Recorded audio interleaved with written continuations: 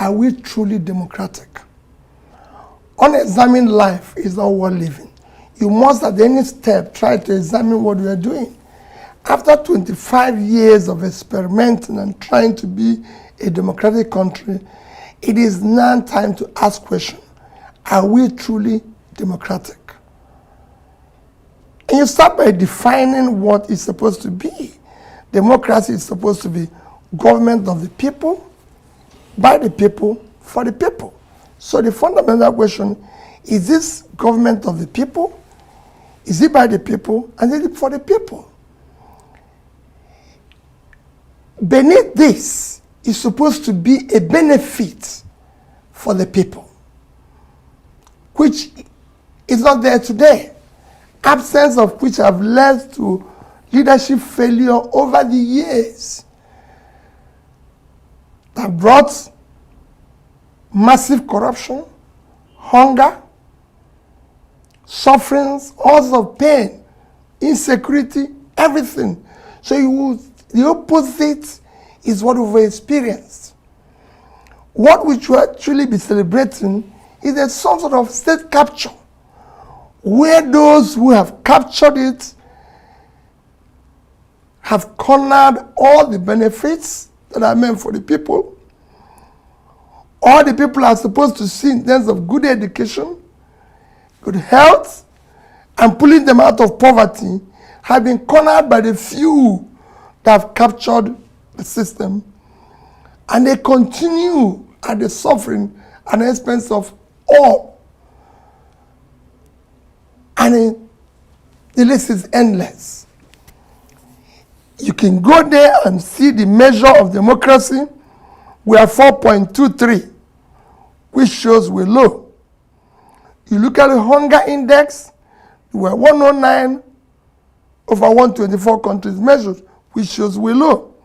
You look at corruption index, we're 145 over 180, which shows we're low. You look at law and order, which is supposed to be an intangible asset that drives democracy. We're very low. We're 120 over countries measured. So you could see we're low in every facet. If you compare even the electoral process that brings our leaders into office, again, we're very low. Let's just take the recent 3 elections in comparable countries of South Africa, India, Mexico. In all these 3 countries, first is that over 60% of registered voters participated in voting.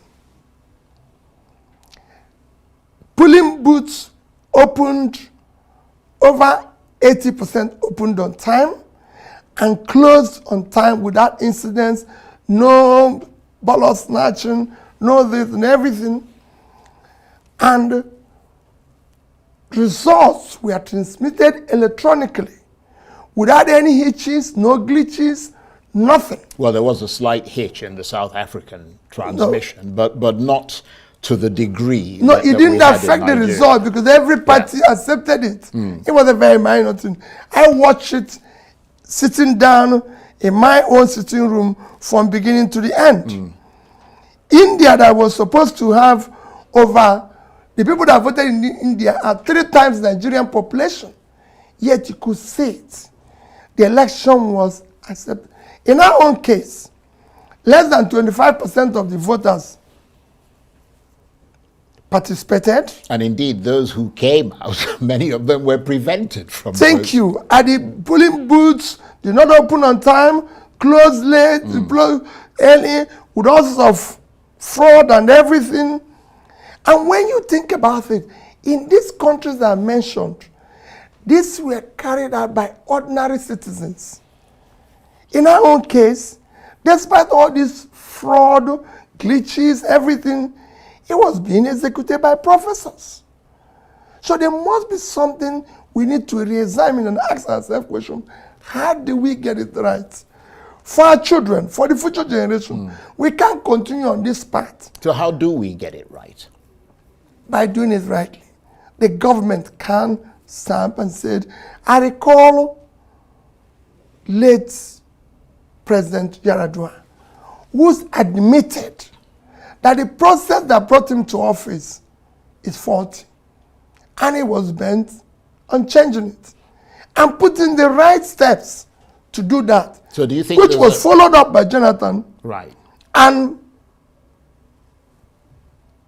participated in an election where for the first time the ruling party and the president lost the election. Just like you can see in the way I've just told you, the ANC in South Africa had a reduced position. In India, the same thing happened. They accepted it. So do you think that the reason for this problem that you've identified is politicians in power consciously refusing to give those institutions the latitude to operate? Exactly. And making sure it happened. Institutions must be respected by those in office. They must make sure for the future of the society, for the future of our children, a leader or those who are in leadership must do things rightly. So in that regard, when you look at the highest office in this country, an office that you aspire to, what do you see? Do you see an individual that respects or does not respect the rule of law, and who through his actions and those of his deputies and possibly ruling party supports or does not support the fabric of this country's democracy? Charles, I leave this. You can ask ordinary Nigerians. Well, I'm asking you. I don't think they do. No. They don't. That's why it's happening. If they do, it won't happen. You do recognize, though, that a lot of the people who are in power have inherited decades of rot, and you can't wave a magic wand and all that rot will disappear. Charles, I don't like discussing this today. No matter where you start, if you mean well, you can start correcting them. The role of a leader is not to remind people of the past or mention the past or think about the past. Your role is to show the path by doing things that are right. Change starts from you. By you, if you decide to walk the right path, that's how it starts. You can decide, okay, yesterday it was wrong. That's even part of why we hired you. Because it was wrong yesterday, we didn't hire you to remind us or start giving us the excuse, but to show the solution and how best to do it. That is leadership. So in that respect, after 25 years of unbroken democracy, which Nigeria is marking this week, are we walking on the edge of a razor blade, as someone put it? Are you pessimistic or optimistic? Very, very pessimistic. We're actually walking in the right direction. In the right direction? In the wrong direction. In the wrong direction. We're actually walking in the wrong direction. Right. Very wrong direction. And we need to change it and walk in the right direction. And it has to start from the number one person. Well, let's assess that walking in the right direction or wrong direction and that number one person. Let's turn to President Tinubu's first year anniversary. After 1 year in office, do you think he has displayed the strength and the ability to tackle Nigeria's many problems? Are you impressed with mega projects, for example, like the Lagos-Calabar Highway? Well, you know, I've never made comment about 1 year in office. The reason why is simple. I would say that President Tinubu have kept to his campaign promises. Throughout the campaign, he consistently maintained that he will continue from where Buhari stopped. And that is done very well. I would say excellent. I'll give him excellent pass mark. And it's very simple, Mr. Charles. Dollar was 460, is now 1,005. Fuel was 238, is now about 700. Diesel was 844, is now 1,415. A bag of rice is 35,000, is now about 80. A bag of beans was similar, 35, is now about 90. Gari was 27.28, is now 49.50. A tuber of yam was about 2,007 to 3,000, now is about 10,000. Tomato basket is about 40,000, that is over 150,000. Electricity is 66 kilowatts, is now over 200. You can go on and on. Our debts, even bread, which is a basic thing other countries that subside, like Egypt, bread, smaller, medium bread was 450 naira. It's not 900 naira. The big one is 900, is 1,005. Our debt, like I mentioned, was 87. By end of last year, it was actually 97. The highest we've done within that short period. Now is over 100 trillion.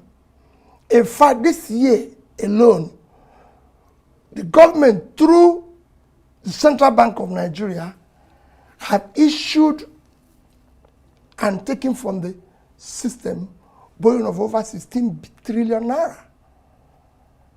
You can imagine the interest at almost 20%. It's about 3.2 trillion after 12 months. At that, last year, in a period of 9 months, we spent about 5.7 trillion servicing as debt interest on our payments. So add that. So overall, you've done well. Let's even go back to the overall of the economy. By the time he took over last year, we were still the biggest economy in Africa with $477 billion as our GDP, followed by South Africa, Egypt, Algeria, and Morocco. Today, we are number 4. South Africa is number 1 now, I think about $373 billion. Egypt is second, $347 billion, followed by Algeria, 266. And we are now 252 billion GDP economy. It's even worse when you go to our per capita.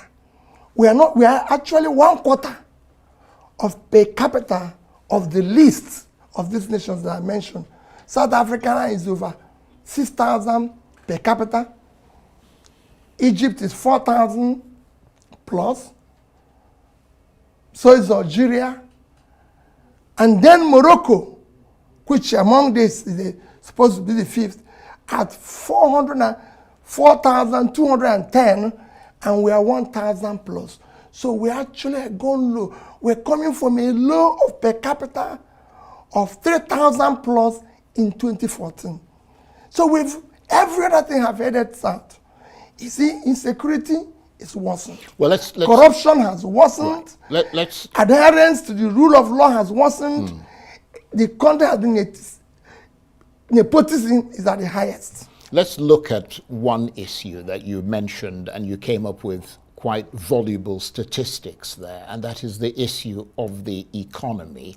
The president, in the clip we played earlier, before our interview began, made it clear that he was aware of the fact that there would be pain before gain.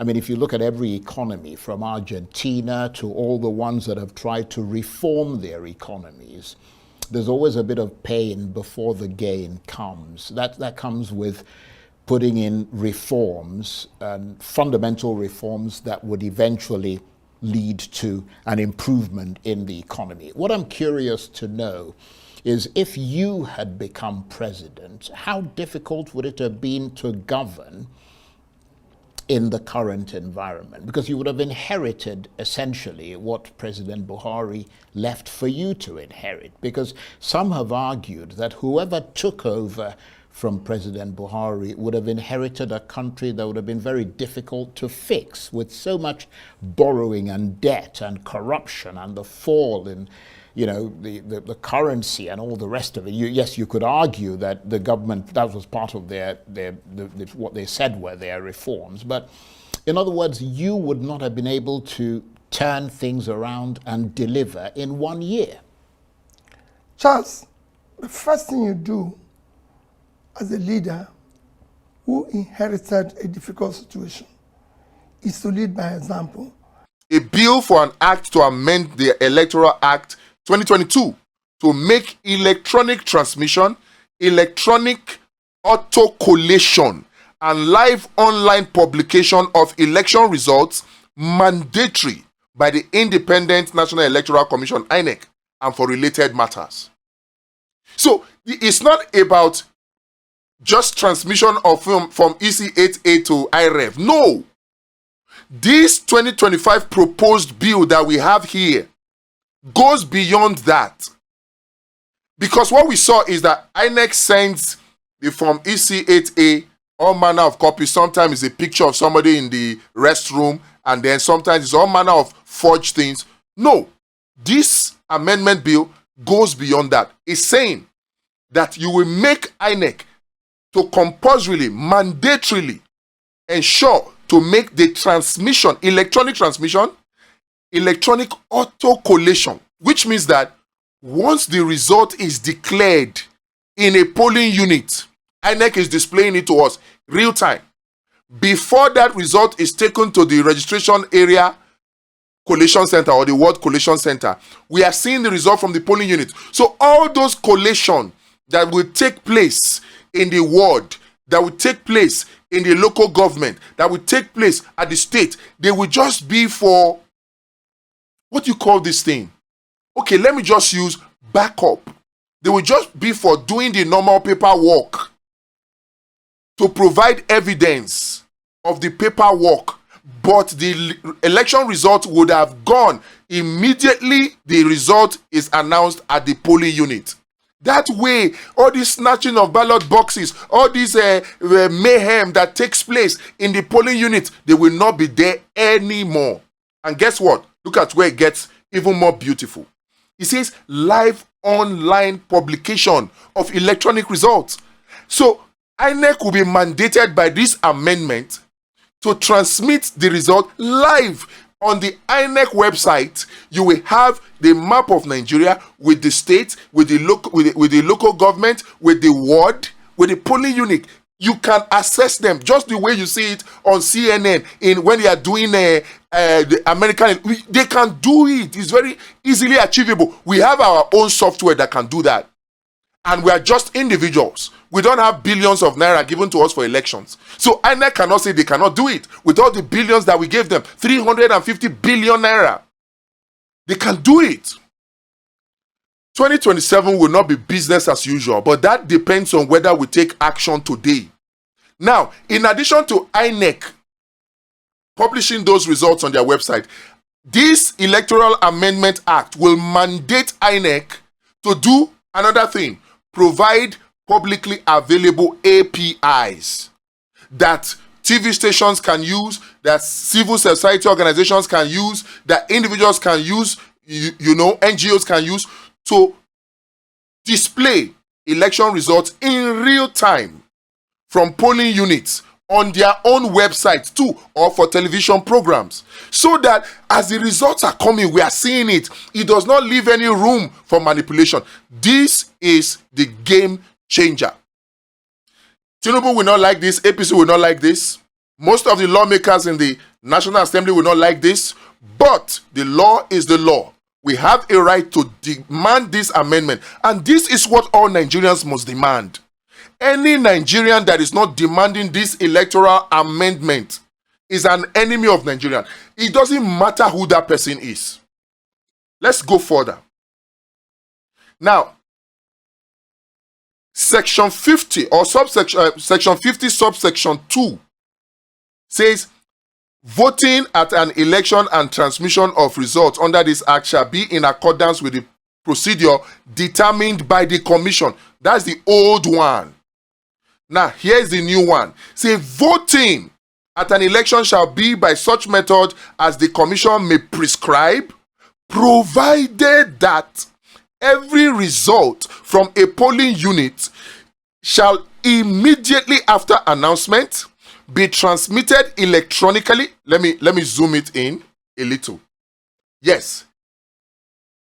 Shall be transmitted electronically through a secure real-time system approved by the commission and capable of end-to-end description. Such transmission is mandatory and forms an integral part of the polling process. Then we put in a new subsection in that Section 50 of the Electoral Act 2022. Subsection 5. It says, a presiding officer who fails to comply with subsection 2 commits an offense and is liable on conviction to imprisonment for 5 years or a fine of 5 million naira or both, and any result so affected shall be void. So INEC officials cannot be misbehaving the way they misbehaved in the 2023 elections. They don't have that liberty anymore. This, and you will see another provision later that makes this section easily justiciable. Easily justiciable. Okay, so let me shift this a little. Okay, fine. Section 60, which talks about counting of votes and forms. Section 60, subsection 5 is amended by deleting the phrase in a manner as prescribed by the commission and substituting the following. Say, by simultaneously, A, uploading a scanned copy of Form EC8A, and B, pushing the result data packet, including the total accredited voters and votes scored by each candidate, via an INEC certified electronic device, BVAS, to the National Electronic Transmission System immediately after announcement at the polling unit. We can't leave INEC to act on its own volition, act on its own prerogative, and expect elections to be free and fair. These kind of conditions are the things that we need to force INEC to do. They will not like this, but we must demand it. They can't come out openly to say that they don't like it, because they don't have the moral ground to say that they don't like it. Because if they come out to openly say they don't like it, then they will be openly saying they are planning to rig, even though we know that they are already planning to do that. And we are also putting things in place to make sure that rigging will be impossible. Even if they don't pass this Electoral Amendment Act, rigging will be impossible. They are counting, they have started campaign for 2027. We have started our own arrangement. And part of the things that we need will include you coming to join us to form a new political party. Don't sit and say it's not doable, it's doable. We'll talk about that later. Let's continue with this Electoral Amendment Act 2025 proposed. A new subsection is added into section 60 of the Electoral Act 2022. And in section 60, subsection 6, up to subsection 8. Subsection 6 says, the electronic data packet shall carry a unique hash to guarantee integrity and shall be time-stamped and geotagged. The time that that result was uploaded, that the figures were uploaded, that time and the location will be tagged into what is uploaded. So we'll know where the results are coming from. A situation whereby somebody is posting the picture from his house in his toilet, that situation will not arise anymore. The application of INEC that we are forcing them to set up now, build, will force the application to take geolocation or geotag and timestamps for such results. 7, subsection 7 of section 60. It says, the presiding officer shall display on demand the transmission confirmation to every accredited agent present. So after the announcement of results at the polling unit, the collation officer must show to all the accredited agents of the accredited political parties that, look, oh, I have sent the results of the polling unit to INEC. The confirmation must be seen with the figures that were sent. That confirmation must be displayed. You know, we can't leave these things to chance.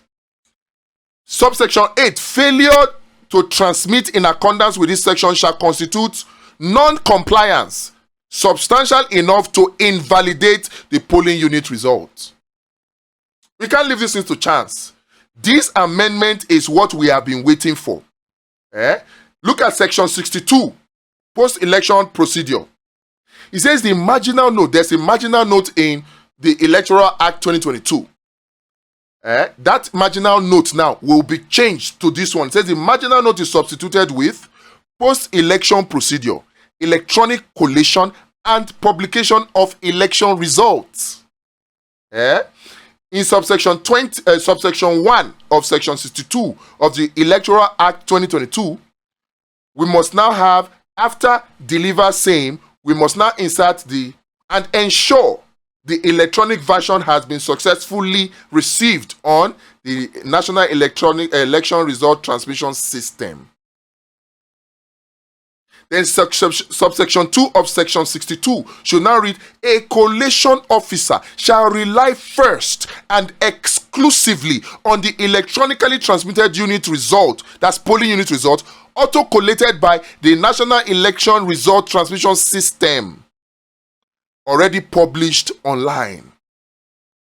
That's what the collation officers will do. And remember, the collation is just backup. The result is already displayed. It's just for administrative purposes, so that when you want to do a recount, you can have papers to fall back on. But the result is already online as per this amendment.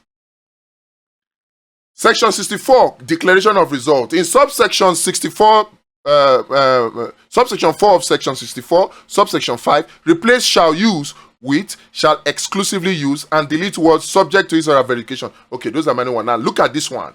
Subsection 6 of section 64 adds a proviso. Say, provided that where the electronic record for a polling unit is absent on the National Election Result Transmission System within 2 hours of close of poll, the result for that polling unit shall be suspended until electronic data is supplied or a supplementary poll is conducted within 7 days. So a situation whereby you have collation officers continuing with collation when the result is not online, whether on IREV or in the election result transmission system. If it's not there, the collation officer, whether at the ward level, whether at the local government level, whether at the state level, cannot proceed. And if the result does not come, there should be a supplementary election in that polling unit within 7 days. INEC, una go hear am 2027. We cannot allow a situation in this country where we have wicked people treat us as if there are no sensible people in Nigeria. No. And this is the time for you and I to speak up and take action. I've said it. It's not about petitions anymore. This proposed Electoral Amendment Bill 2025 is available for download. Download it. We must send it to all of our lawmakers. We must send it to all of our lawmakers. This is how to go about it. Not petition. Then you have the new sections that will be added. 64A to 64C. 64A talks about the election result transmission and auto collation system. INEC shall maintain a secure, redundant, end-to-end platform known as the NERTS for real-time intake and automatic collection of election results. The NERTS shall generate a publicly documented application programming interface for third-party viewing not later than 30 minutes after the first result is uploaded in any election. The system shall, without further human input, tally polling unit data hierarchically from polling unit to ward to local government to state and up to the national level, and push the running totals live to the public portal and to the API. My brother, my sister, tell me, how can INEC rig elections again when we have this provision there that mandates them to do the right thing? You cannot afford not to download this Electoral Amendment Act and upload and send it to your lawmaker. Send it to your lawmaker. We cannot continue to have excuses. No. No. 64B, live portal results or live public result portal. All polling unit level results uploaded to NARTS shall auto-populate a live publicly accessible portal on the INEC website and through the API referenced in section 64A subsection 2. Data on the portal shall be searchable, downloadable, and retain a tamper-evident audit trail so that if they try to audit it, we'll have it. And then you have backups. That's what that section is talking about. Then this is the most beautiful of all the sections in this Electoral Act. This proposed amendment to the Electoral Act 2022. It says offenses, civil remedies, and penalties. Remember, we had some penalties earlier. This one is additional. Any INEC official or ad hoc officer who tampers with, obstructs, delays, or disables the electronic transmission system to say there is a glitch, the auto-collation system or publication process, commits an offense and is liable on conviction to imprisonment for 10 years without an option of fine. So nobody can just wake up and tell us there was a glitch. The person responsible for that glitch will go to jail for 10 years. And of course, once that glitch happens, remember that that officer is liable to also go to jail for 3 years or pay a fine of 3 million naira. So that individual person will also pay that fine. And then you also have a situation whereby when that result is not posted online, it's substantially non-compliance and that polling unit is invalidated. So they must now conduct another election. With this one now, INEC cannot just come and say there was a glitch. They must conduct a rerun. I don't know. I'm excited about this Electoral Amendment Act. I don't know about you. Let's continue. Any candidate, party agent, or other person who aids or abets such interference commits a like offense and they go to jail too for 10 years without the option of fine. Now, who can sue INEC when they violate this law? Locus standi.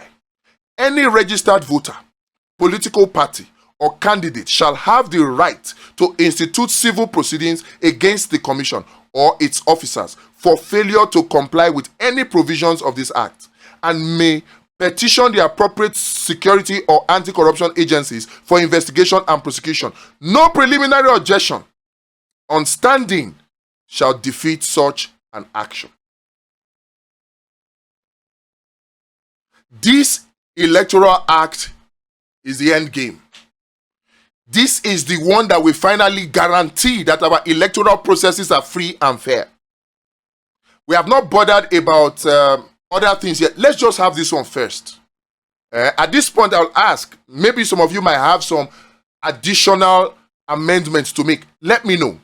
For me, these are the ones that are just burning. When we're discussing, my team and I told them, this one is the one that is burning. Some people were talking about diaspora voting. I said that one is plenty wahala. Maybe you are thinking we should add that too. Let me know in the comment section or send me an email. Let's have a conversation around this. 2027 must be different. We cannot wait until election day to begin to say, let the election be free and fair. If you wait until election day, it is already too late. The time to act is now. And there is something else that we also need to do. It is political party reform. This is electoral reform. Political party reform is even more important. political party reform is even more important. I'll do it, I'll dedicate a full video to political party reform. And then the actions that we need to take. But right now, let's just take and focus totally and completely on the Electoral Amendment Bill, electoral reform. All right, these are the consequential amendments that have been made in this Electoral Act. All references to the Principal Act in the manner as prescribed by the Commission in relation to transmission or collation of results are amended to reflect the mandatory electronic procedures introduced by this Act. Mandatory. Then, of course, citation, Electoral Amendment Act 2025. Of course, you can read through this when we're just doing a recap. This is a recap. Explanatory memorandum. This memorandum does not form part of the Act and is for explanatory purposes only. The bill removes INEC discretion and makes e-transmission and automatic e-collation of results compulsory with live public access. Yes. Key features include mandatory real-time electronic transmission from every polling unit, automatic hierarchical collation of results by NERTS from the ward to local government to state to national, then live public portal and open API for instant citizen oversight. Manual collation meetings serves only as a transparent backup. Only. The main thing is the live transmission. Then tough criminal penalties plus explicit civil standing for any voter, party, or candidate to sue or petition security agencies. The impact of this is that it will deliver end-to-end transparency and deter, stop manipulation, and empower citizens to enforce credible elections in 2027 and beyond. Once this Electoral Act is passed, and this is a message to the National Assembly, to the Speaker, that has withdrawn the bill to mandate compulsory voting, even when we advised him not to do that. Now, this, if indeed you are interested in ensuring that voter apathy is completely destroyed and that Nigerians indeed come out to vote, this is the bill you should send now to your House of Representatives, to your Senate. This is the bill. If this bill is passed, I can guarantee you Nigerians will come out in their thousands, particularly when the second step of political party reform is taken into consideration. Let me know your thoughts. Share this video. Nigerians need to hear this. I know it is not a very interesting video by way of editing. It is interesting by content, and it may be hard for some people who like to watch edited content. It may be hard for you, but I implore you, share it with them. Force yourself to watch this video. If you can, not if you can, I beg you, in the name of God, in the name of this country, download this document, go through it, and make sure that you send it to your lawmaker. Send it to their email, send it to their WhatsApp, and then if you can, print it, submit it to the National Assembly, and post a picture of yourself after you have submitted it to your social media. Let us, tag us, Electoral Amendment 2027 or 2025, Electoral Amendment Act 2025. Tag us. Let us make this go viral so that all Nigerians will have their attention on it, so that we can take the attention from movies or music or whatever and put it on this one. This is what we need at this time. Share it, like I said, and of course, if you have whatever other amendments you need us to make, let us know in the description, or sorry, in the comments, or send me an email. 2027, we will make voting impossible. Shebi they say they don't write results. May they call announce them now. When we have this kind of law,